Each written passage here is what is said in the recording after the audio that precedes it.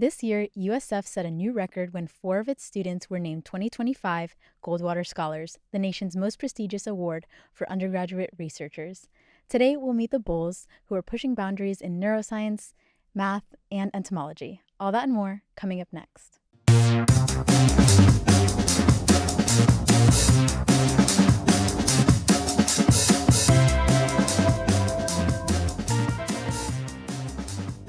Hey Honors Bulls, welcome back to the Honor Roll Podcast, the flagship podcast of the Judy Genschaft's Honors College Podcast Network. I'm your host, Fabiana Requena, a fourth-year student studying marketing and business analytics here at the Judy Genschaft Honors College. Today, my co-host is Calvin Pham, a third-year student studying global business. It's great to have you here today, Calvin. I am excited to be here, especially to talk to one of our fellow peer mentors. Yes. We're both peer mentors. We are both peer mentors. Well, as always, we like to start off the podcast with one big question. So my question this week is, if you could do research that was fully funded, what would it be? If I could do fully funded research, it would probably be the effects of increase in social media and technology on Gen Alpha and the neurological effects of that, especially with shorter attention spans. We're seeing lower performance in schools, things such as 6-7. And yeah. What about you, Fabi? I'm actually really interested in things like nutrition and our gut microbiome. So like the things that we consume on an everyday basis and how they affect not only like our gut and our stomach, but also our brain and like other parts of our body, and overall just like how we behave. I think that would be something really interesting. I'm not a researcher by any means, but I think I would do that. Oh, that's really interesting, especially because like I never really consider what I eat. Well, that's exactly why research could be really helpful in kind of promoting that sort of education. And actually this week, we'll be joined by 3 of USF's 4 2025 Goldwater Scholars, Peter Alspaugh, Malik Zekri, and Taylor Rand, who will share what drives their curiosity and how they got started in research and what it takes to balance it all as undergrads. Stay tuned.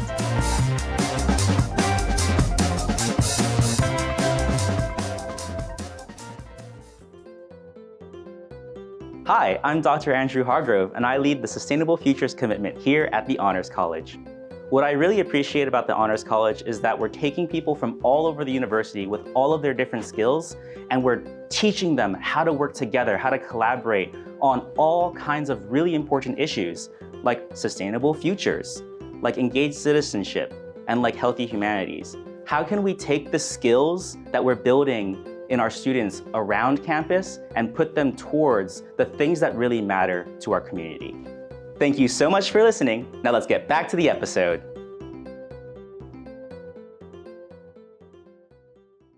All right, welcome to the podcast, Malik, Taylor, and Peter. Would you all like to introduce yourselves briefly? Starting with? Go ahead. Hello, my name is Malik Zekri. I'm a senior studying computer engineering and math with a minor in biology. I'm Taylor Rand. I am a senior studying ecological and evolutionary biology. I'm Peter Alspaugh. I'm a senior. I'm studying math, pure math, actually. So somewhat distinct from Malik's applied math.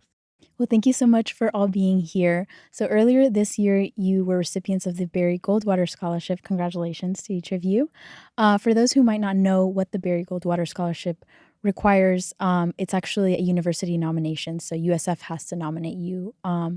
And we actually went 4 for 4 this time. So you're allowed to nominate 4 students, and 4 of you actually won. Benjamin isn't here today, but he was also a recipient. We were the only school actually in the state of Florida to go 4 for 4 this year, which is the most Goldwater recipients in the state. That being said, could you describe what the Barry Goldwater Scholarship is, who it's for, and how you got it? For a while, it was like a couple hundred people got it every year across. You have to be in STEM. They have a well-defined list of STEM fields that are on the website if you're interested. But I don't know. Recently, I think they got a bunch of money because they partnered with UWorld, which is like for med, some med school preparation stuff. I'm noticing there's more MD people that are interested in MD PhD are applying more, and so it was a symbiotic relationship there. Yeah. But yeah, no, Didn't hear that. So I give it. There's like I think last year's 441 people got it across the U.S. Something like that, yeah. So I don't know, maybe 1,400 people got to the stage where they were nominated by their university, and then some 441 got it from there. Yeah. I know there were 20 math people, which I don't know how many. There were quite a few fields. more life sciences. I checked the stats after. A ton. Because they put it all out, so I got like the full like PDF, and then I turned it into a CSV and pulled up some Python and started plotting out a bunch really? of that. But yeah, I did a bunch to of see stats because that. it was really interesting, especially the schools that went 4 for 4 versus yeah. not, and that was fun to look at. USF did great. Yes. No, I went through and I didn't do it with Python. I did it by hand. But I was like, what other schools went 4 for 4? And I just wrote them down in my notebook. And I don't know where they went. Like Harvard, only 3. Hey. So, I did look yeah. at that one. I Yeah. want to see what Harvard got. Yeah. Stanford went 4 for 4 though. So they're in good company with I also USF really out wanted to there. see that UF went 3 3 I for think. 4. 3? Oh, okay. Well, I mean, they don't always nominate 4 is the thing. They could have gone 3 for 3. I'd imagine though, because I feel like they do. They nominate as many because it's an application based. Well, I mean, A lot of people apply, and that's typically the harder. At least from what I've heard from other, I had the opportunity to be at GCURS, and they have a Goldwater Summit.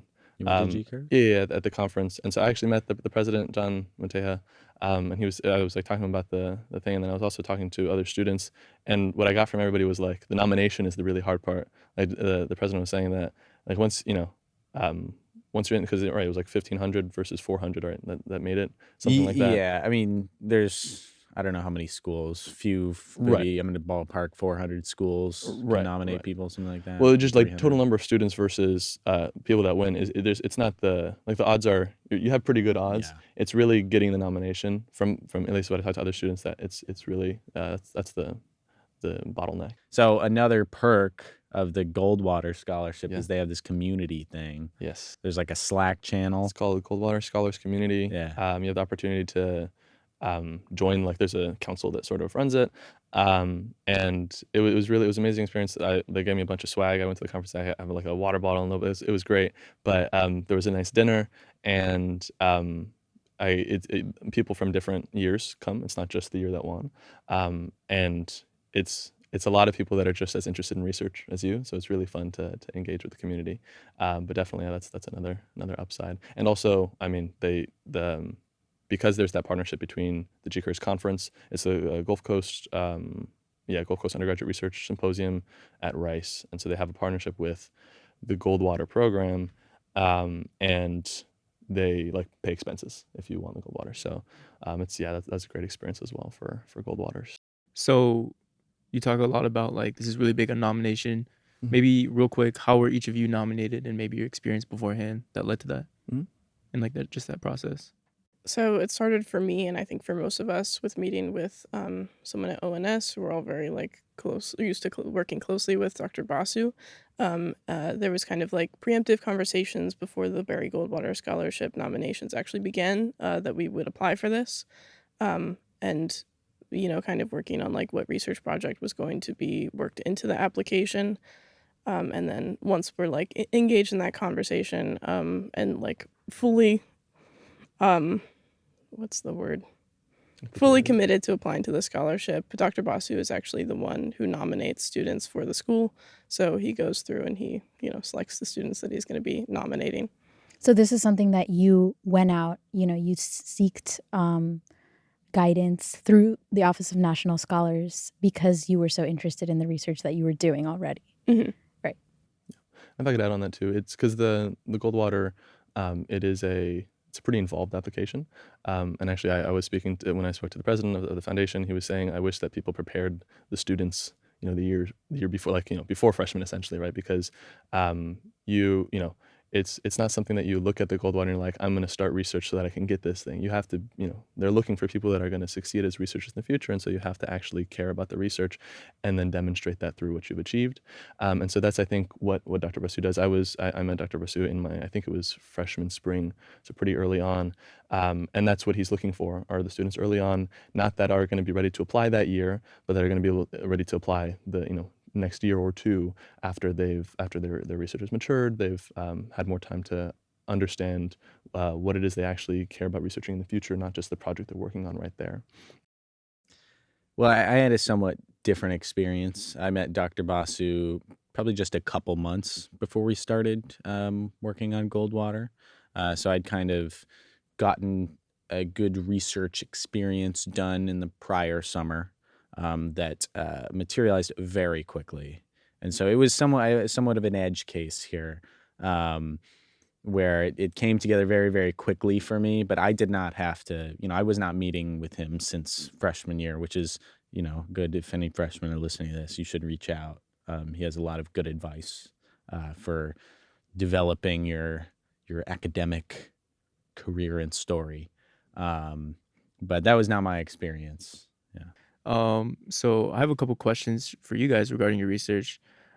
Since 2010, USF has produced 23 Goldwater Scholars and 4 honorable mentions, with this year making a record for USF. Obviously, you 4, Benjamin not here. But what do you think makes USF such a strong environment for undergraduate research? And maybe you can talk a little bit about the research that you did. I think my experience might be a little different from other people's, so I'm excited to hear what you guys have to say. But I think for me, what makes USF a really good place to do research is that there's not a lot of people that are interested in what I'm interested in. So my research experience is actually in entomology and community ecology. USF is a pretty heavy, medical school. The first research experience that I ever got was working in a paleontology lab here. And it was much easier to get that experience because there's not a lot of paleontology people around. So you're kind of competing with a lot less people than you would be at a bigger school with more diverse interests like UF. I know that I have friends there that really struggle to get experiences there. And having that kind of backbone enabled me to work at a different university where I could actually get the experience that I wanted in entomology, which was at University of Virginia. And that project on insect community ecology was what I wrote my Goldwater on. Was that an REU? Yeah, it was an RU. Yeah. You mentioned an RU. What exactly is that, and have any of you done that? Right. So an REU stands for Research Experience for Undergraduates, and it's essentially a program typically over the summer, although there are some asynchronous ones that can happen throughout the semester, where you do research at some institution. And so I think Taylor was mentioning, where was yours? University of Virginia at their biological research station. And I had the opportunity to do one at Cold Spring Harbor, which it studies from genetics to neuroscience to plant biology to cancer. And so I was obviously in the neuroscience area. But in general, students, I've known people that have done 3 RUs, right? 1 every summer. And that's pretty intense. I've only done the 1. I've done none. But, I get into any. well, so over the summer at USF, this is also, USF has opportunities. A great way to start is to, if you're looking for research, you get involved with some lab, and then they might have an RU opportunity just that summer. And that's actually what I did technically. I did an RU my first summer at USF, and it really gives you an edge to put your focus into a project such that you can, because a lot of these RUs where you're going to go to some institution, they're very competitive. And so, you can have some 1,100 or more applicants, and they can only put 12 people in there. So building that base so that you can be competitive for those is what we do. Yeah. But it's definitely not the end all be all. 100%. Because they are extremely competitive. I know one I applied to this last time.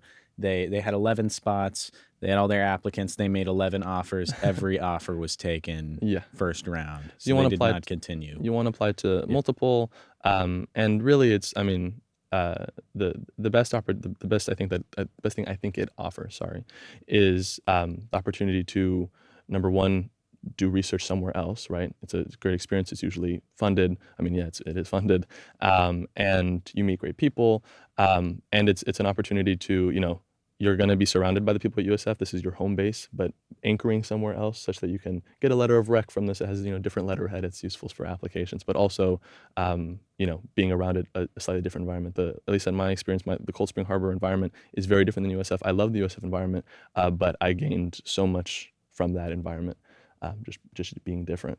It's kind of like a study abroad, study away experience, it sounds like. Right. Yeah, but what's also very nice is they're designed for people to get into research. Right. Whether or not they pick people based on whether they've had prior experience and kind of defeats the purpose is another question. But they do curate questions for people to get into it Right. when it could be intimidating to start. Mhm. But they pick out questions that undergrads can actually attack. And Right. they're, within reach. Well, USF does a great job providing opportunities for research, or ONS kind of positioning you for that.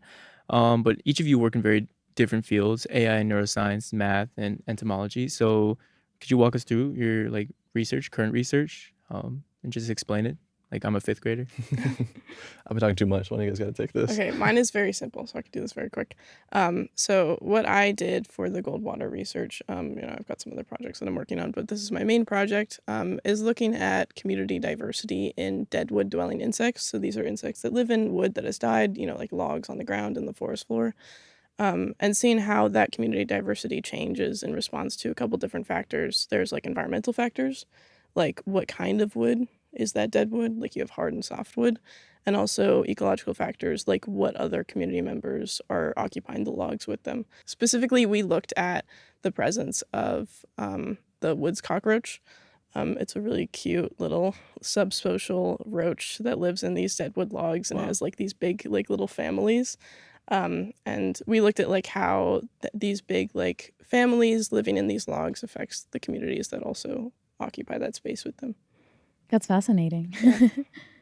You can come study my apartment now. 'Cause Listen, I don't also like German catch a roach once in a cockroaches. while. If you've got a German, or if you have a cockroach in your house, it's definitely German or American. Really? And people don't know that like there's so many other kinds of roaches, and it makes me really sad. Do they look like considerably different? Yeah, Okay. you can definitely tell. Like German and American cockroaches will have these really brightly colored nymphs, but like they'll have brightly colored bands. And then also like they have these brightly colored wings. But a lot of roaches are kind of just like dark all around. Like the Florida woods roach. Oh my God, I love. Okay, sorry, I'm gonna stop talking about dogs. I've never seen someone more excited to talk about a cockroach. Can I make sure that I don't actually have roaches in my apartment? Well, once in a while you'll catch one because it's Florida. Like what can you do? You live in an apartment complex. Yeah, you can call it a palmetto bug. Okay, I'll call it a palmetto go. bug. That's not a real thing. I need everyone to know that that's it not isn't? a Is it real not? I like thought creature. palmetto bugs were That's real. a Florida woods roach. Like that's a Oh. separate animal. Okay. But then people also call like American cockroaches palmetto bugs because they don't want to admit that there's like a cockroach in there. So my research, I'll say, is in pure mathematics because when you say applied mathematics, people think of very specific things. But it was, in fact, applied to kind of a biological problem. So when you are in, I don't know, middle school or high school, the word algebra is very synonymous with looking at the real numbers and rules of how to combine the real numbers with, arithmetic, right? Basic operations like addition and subtraction, multiplication, division. And then often functions that are built out of those operations, like polynomials. When you get to college, if you choose to pursue such a route, you learn that algebra can be generalized to outside of the real numbers or the integers or whatever, to arbitrary sets of objects, but it still retains the core of being the study of operations on those objects. So instead of talking about like the integers and addition, we can go ahead and talk about all the symmetries of a cube and the operation on those being when you do one after the other. You can take strings, say of ones and zeros, and an operation on those is concatenation, right? So 0, 1 plus 1, 0 is 0, 1, 1, 0. And you can actually apply this sort of thing to many different areas of mathematics. So it is applied math. Well, if you want to talk about applying parts of math to other parts of math, then yes, it always is. But yeah, the divide between pure and applied mathematics is pretty artificial. But in my case, I didn't initiate the project or anything. But my professor, I'll say my advisor, but it's not my actual advisor because I'm an undergraduate student.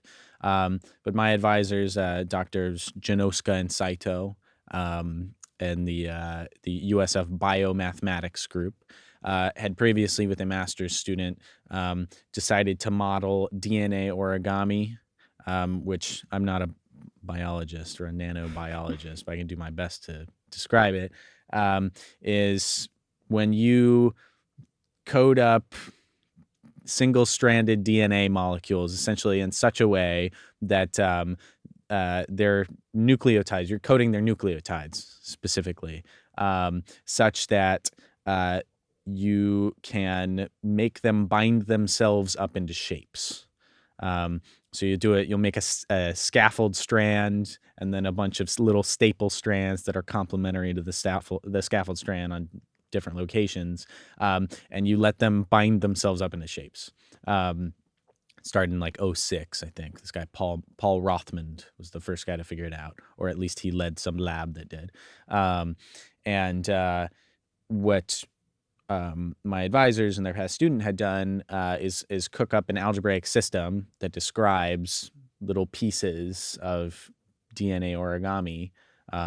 Did I actually mention that it's called DNA origami? Yeah. Okay, good. Because sometimes I forget to do that, and then I start talking about DNA origami. It's like, but so my advisors and their past master's student had cooked up an algebraic system to describe sort of this self-assembly where there are little pieces and you put them together and then describe some of them as equivalent or equal, and to as a way to model the process a little bit, and a simplified version of the process where you're just on a flat plane, but it was interesting. They put out a paper and they kind of tweaked it, but they wanted to actually study the mathematical properties of this algebraic system, and they wrote quite a bit of a paper with this student, but they couldn't get this one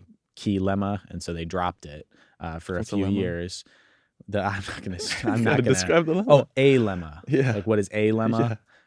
So a lemma is a mathematical fact that is used to prove some larger theorem, which is another mathematical fact that you prove with logical methods. So a lemma is on the way to a theorem, kind of. But they used this lemma everywhere through the rest of the paper, and it couldn't be proved. So they put it on the back burner for a while. And when I got there, I had something specific I wanted to do. I wanted to look at algebra, something algebraic, because I loved my algebra class. And that was what they had. And so while they were out of town for a couple months at the beginning of the summer of 2024, it was not this past summer, but the summer before, I got my hands on that paper while they were out of town, and I went to town on it, and I was able to prove it before they got back.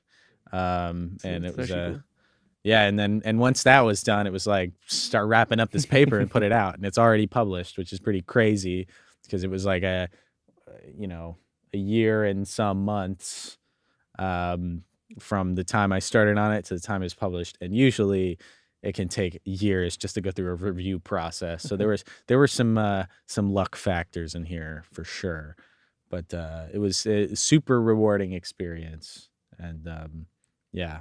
So undergraduates, don't be afraid to take on cool questions in math, because it can be very difficult to get started with math research, to be on the cutting edge, because it's a lot of math math. has gone quite far in the past 100 years. But there are problems out there. Oh, congrats. Yeah. So let's see. So I do computational neuroscience research, and so I didn't start out that way. I didn't know fully what I wanted to do, but I was really interested in neuroscience, and there's an amazing lab. It's Dr. Spiro's Auditory Development Connectomics lab in the biomedical engineering department, and they were special because they use VR to look at neurons. And so I joined that lab because I actually got into computer science, making games in VR with Unity before college, and that's what made me decide I want to do computer engineering. And so I joined that lab. And the project that I started with and then became the project for the Goldwater, and also helped me develop my understanding such that now I know what I want to do for grad school, sort of develop those thoughts and those ideas, is related to this. So I gave the name of the lab Auditory Development and Connectomics. So the project that I worked on is related to that connectomics part. And it's a relatively new word, just, it was coined more recently than most words that you'll hear. Can you say it more slowly? Connectomics. Connectomics? Yes. So Okay. you might have heard things with omics at the end, like genomics. That's one of the most popular ones. And essentially, just like genomics is in pursuit of mapping all the genes, connectomics is in pursuit of mapping all of the connections in the brain. And so we can think of this as you take your neuroanatomy class and you see this region connects to this region and this region is responsible for this or that. That's sort of like you're looking at Google Maps when you're all zoomed out and you're saying, okay, here from the US to Europe, I can get over there. Maybe if I spend too much money that I don't have. But if you really want to go to, like, I don't know, whatever restaurant nearby, you're going to have to zoom in and look at the actual roads and find out. So those sort of the neuroanatomy stuff would be more equivalent to the zoom out. But what we're looking at is in electron micrograph images, one of these image volumes where they take using electron microscopy, which you get very high nanometer resolution, I believe like 7 by 7 nanometers. So you can actually see the mitochondria, you can see the membrane, you can see the vesicles with neurotransmitter that are binding, that are going to, conduct the signal. And they take these images and they take with like a diamond knife, very thin, or sometimes like an ion beam. They have different ways to do this, but they'll slice off a very thin layer, take another image, slice off a very thin layer, take another image. And so you get these very big image volumes that are a lot of data, terabytes, a lot.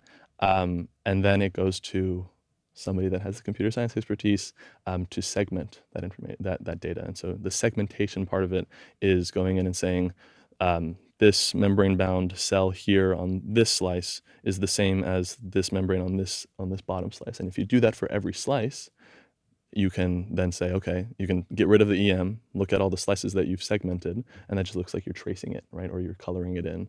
And then you have a 3D reconstruction of that neuron. And so and that's what we visualize in VR. And that's what we use to run the computational models that are doing the actual auditory development research. How are these neurons processing?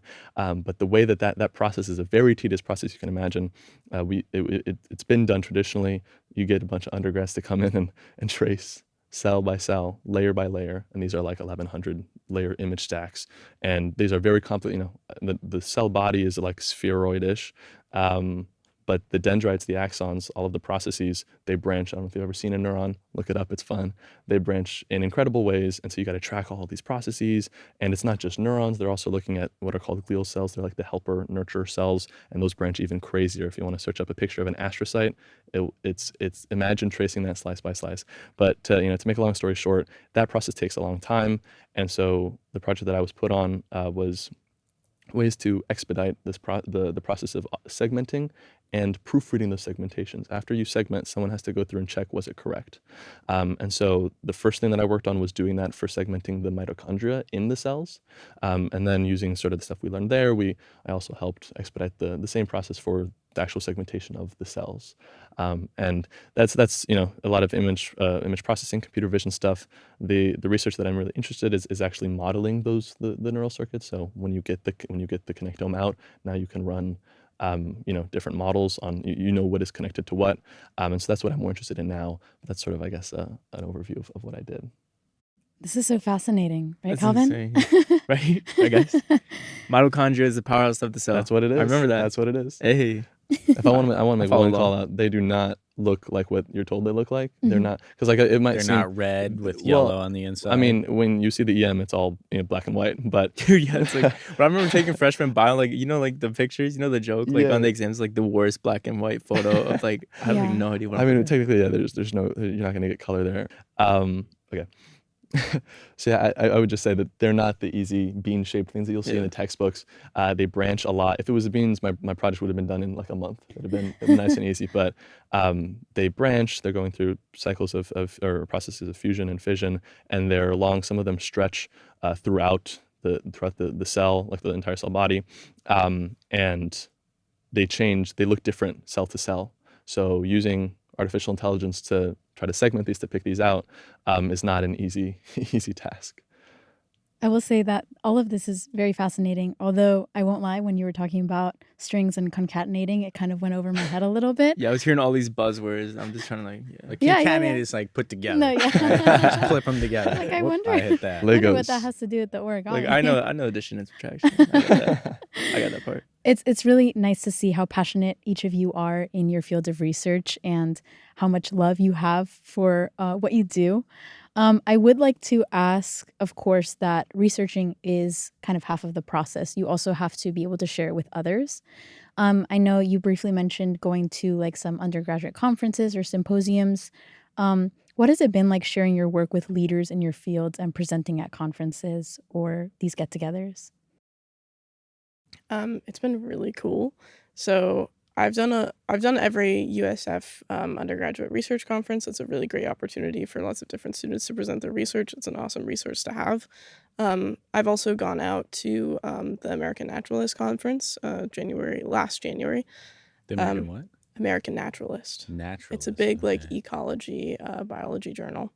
And that was really awesome. That was my first time actually getting to meet people in my field. It was cool getting to talk to people about grad school. It's just like awesome to start building that network and feel like a real scientist, and get that experience prior to grad school. And also you learn a lot about how to break down your research in front of other people who have no idea what you've done. Like your research is your baby, but it's no one else's baby. So you've got to be able to like, break it down for others. All right. So the Goldwater Scholarship, it seems to be like a stepping stone for graduate school, future research opportunities. Where do you hope this opportunity takes you next? Yeah, I mean, I can speak to that. I would say it's 100% is that stepping stone, and a lot of what you learn going through the process of applying. It's very similar to the communicating your research that we just talked about at conferences. Is that's almost the more applications that I do, especially for grad school now. I've been applying. You sort of get the sense that these committees are looking for. They're just looking that you have the skills to when you're a scientist and you got to be writing these grants, you're going to be able to play ball because you can be very interested in research, but if you're not able to communicate it, you're not going to get the funding. You're not going to be able to get people to read it. So as that as Goldwater playing that role, I've been taking a lot of the text that I wrote for Goldwater, repurposing for applications, and it's been very useful in that process. And so I've been applying. I'm in the process with Dr. Basu applying for some graduate school scholarships, as well as just normal grad applications around the country and some international. ONS is very comprehensive advising. Yes, Very good. mm-hmm. Yeah. And very good at developing that story that you need to communicate on those. These people are looking at your application. They got so many to go through to get it to stick. You have to craft that story, and it has to be one that compels the reader. And that's something Dr. Basu is really good at helping. Shout out to the Finding Your Arc writing series. Yeah. In terms of me, what's next? I actually have no idea. I guess it's grad school. But I'm also kind of looking at, what kind of alternatives there are, like maybe taking a break and doing some kind of like professional experience. That was something that getting the Goldwater has helped me feel like confident that I actually can do research. And so I don't need to prove myself anymore. And like, I'm excited about the opportunity to step away and do something else, knowing that like I can always go back, like I have this experience. Yeah, I also don't know what's up next. Well, I mean, I go to grad school. I'll do a PhD. I don't know where, but I don't know. We're up for another fancy scholarship. I am again. I mean, it would be very nice to get it. It's another scholarship that ONS advises for. It's called the Churchill Scholarship. It's kind of like a STEM version of the Rhodes. But ONS advises for all the kind of the big fancy study abroad graduate scholarships is what I'll call them. Many to the UK, like the Rhodes, the Marshall, Gates, Cambridge, Fulbright. Fulbright's kind of interesting. It's in it because it's kind of like different, but they also It can be more than advise UK for Fulbright, right? Yeah, Yeah, Fulbright's everywhere. There's a bunch of Fulbrights. Those other ones like Gates, Cambridge. It's like individual schools. Churchill's, yeah, Cambridge. Yeah. The Rhodes is Oxford, Right. but Fulbrights are through the State Department, Right. and so you can go anywhere on a Fulbright, I Right. think. But they advise for that here. There's a bunch of but those kind of super big 5 or 6 scholarships you have to go through ONS for those if you even want to apply. Same as for them. Goldwater, right? Well, you know where Yeah. to come. Stop by the second floor of the Honors College. Office of National Scholars is here.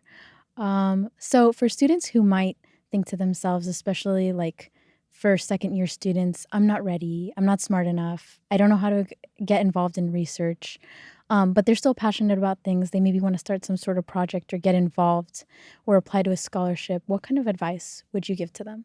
I would say, girl, me too.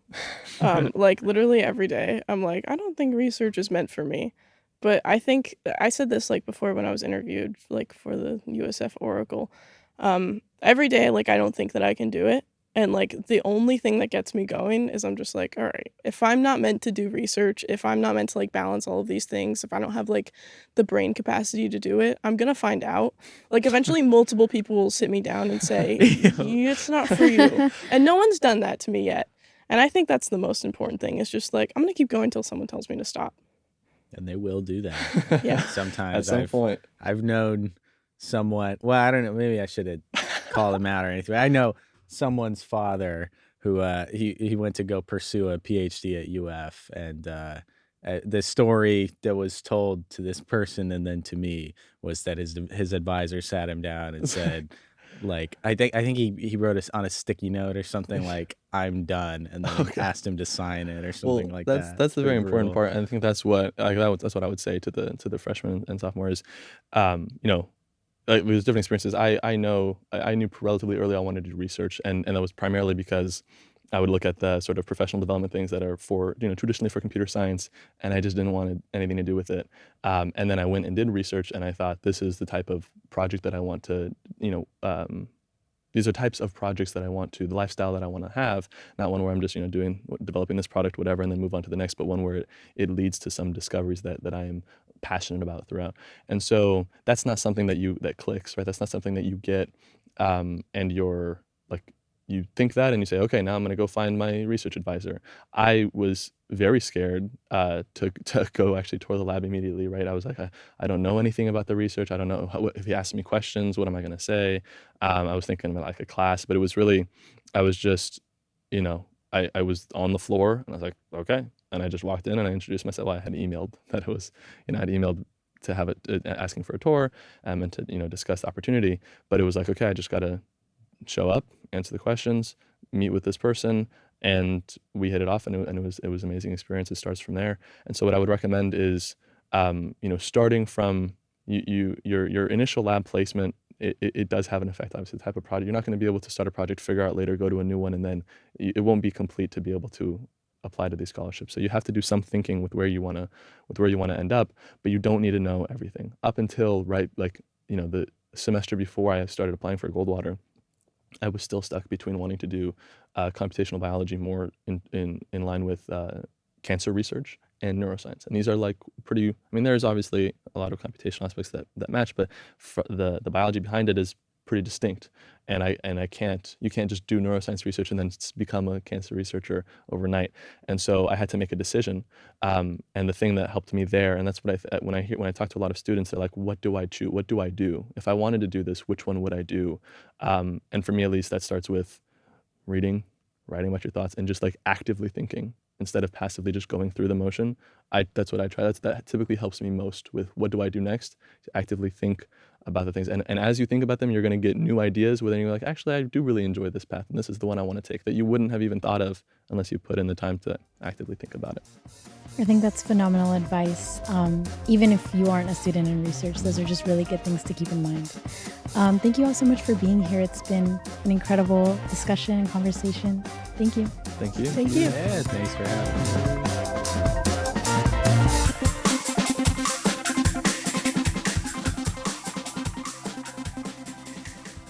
All right, we are back in the studio. Fabi, what do you think about today?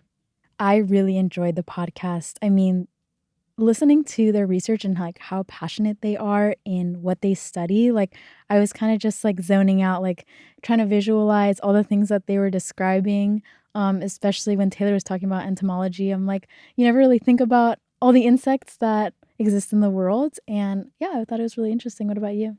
it was really interesting seeing how involved the Office of National Scholars was in getting their scholarships. And as we mentioned in the podcast, there were so many other scholarships that ONS helps with. And if you're interested, the Office of National Scholars is on the second floor in the Honors Building, and you can check out their website for more information on specific scholarships. And with that said, don't forget to check the Honor Roll newsletter and our website at usf.edu/honors for upcoming events, updates, and news. That'll do it for this week's episode. The Honor Roll podcast is recorded in the Judy Genschaft Honors College at the University of South Florida Tampa campus. Production assistance is provided by USF students Sandra Napolitano and Vama Shah. Thank you all so much for listening, and please don't forget to rate and review our podcast, as we really appreciate your feedback. Tune in next week to hear more honor stories as we talk to more members of the Judy Genschaft Honors College. Until next time, go Bulls! Yay!